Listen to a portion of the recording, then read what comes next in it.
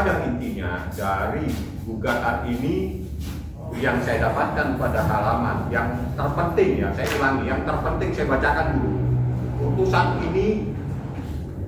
Putusan ini dibacakan pada hari Rabu tanggal 16 April bertepatan dengan tanggal 17 Syawal 1446 Hijriah,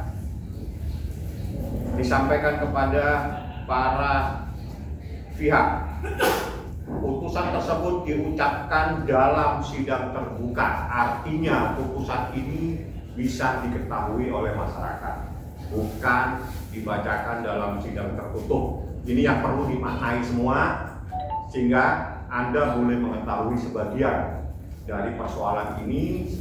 Putusan ini dibacakan pada tanggal 16 April diucapkan dalam sidang terbuka untuk umum pada hari ini juga.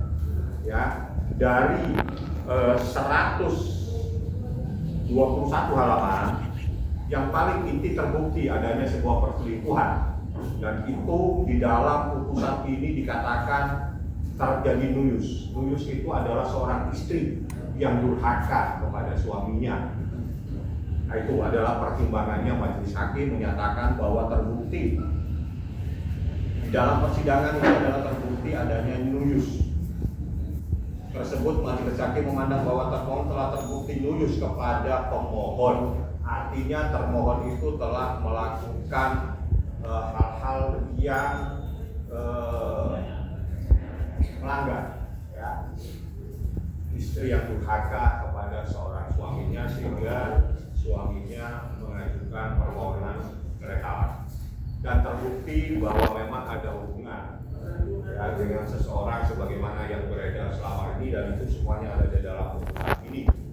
Nah, itu yang terpenting. Dan yang paling krusial lagi, bahwa kami jelaskan pada saat proses pemeriksaan di persidangan, Muhammad Ibrahim Baim Wong itu sempat ditanya oleh majelis hakim tentang proses bagaimana sih menyelesaikan persoalan anak ini.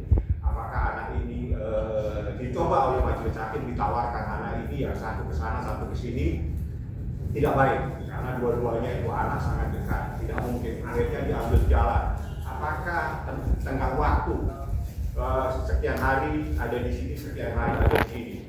Baim Wong pada saat itu menyatakan dia tidak keberatan, tapi termohon keberatan sehingga proses tidak berlanjut lagi, tidak terjadi sesuatu yang bisa diselesaikan pada saat proses dalam putusan tersebut, sehingga putusannya itu menyatakan bahwa hak asuh itu diasuh bersama dengan memberikan batasan waktu 2 minggu kepada Baim Wong, 2 minggu kepada termohon. Tapi satu hal yang paling dipahami, yang harus dipahami, anak itu bukan objek sehingga tidak bisa dieksekusi pada saat dia tidak mau. Jadi ini bagaimana nanti saatnya seseorang itu mampu untuk merayu, bagaimana mampu untuk membuat anak itu mau kepadanya. Jadi tidak ada lagi anak itu dipaksa. Apalagi ada kejadian sampai nangis-nangis, itu adalah hal yang melanggar hukum. Jadi intisarinya terhitung mulai hari ini Muhammad Ibrahim yang Anda kenal Baim Wong sudah cerai. Ada lagi bukti di dalam persidangan ini yang saya katakan bahwa ada penyakit kritis yang tidak mungkin bisa disembuhkan, dan itu ada di pada halaman-halaman pertimbangan putusan ini. Anda silakan, bagaimana pintar-pintarnya wartawan mencari putusan ini. Di sini Anda bisa dapatkan hal yang luar biasa, ya. Anda bisa dapatkan putusan ini, Anda akan mendapatkan hal yang luar biasa dari persoalan ini. Itu yang saya berikan. Saya hanya menyampaikan intinya. Anda cari putusannya di dalam putusan itu. Anda nanti saya kasih tahu pada halaman berapa, Anda cari sendiri bahwa ada seseorang yang mempunyai penyakit kritis yang tidak mungkin bisa sembuh. Pak, penyakit kritis itu apa sih, Pak? Anda silahkan cari putusannya. Saya hanya menyatakan ini ada putusan aja cari. Saya hanya memberikan pintu, memberikan info, ada cari. Ada dugaan kelainan. Silakan Anda cari putusannya. Putusannya bisa Anda bisa dapatkan karena ini putusan terbuka untuk umum. Artinya siapapun punya bisa. Anda pintar, Anda bisa dapatkan putusan tersebut. Di saat Anda mendapatkan putusan tersebut, Anda bisa membaca apa yang terjadi di dalam perkara tersebut. Bagaimana seseorang ada di kamar berduaan dari sampai jam sekian sampai jam segitu, semuanya ada di putusan ini.